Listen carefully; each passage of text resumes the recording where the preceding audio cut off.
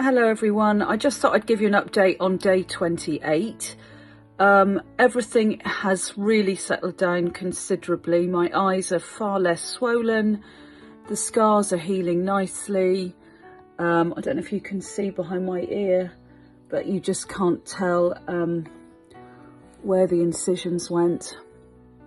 The fat transfer is settling down and it's all just going in the right direction. Just got to be a little bit patient. Under my nose, I do have a little stitch coming through, a dissolvable one, but it's not a problem. I mean, I know it will disappear shortly, so all good. I'll do a picture with makeup so that you can see what I look like with makeup on day 28. Thank you.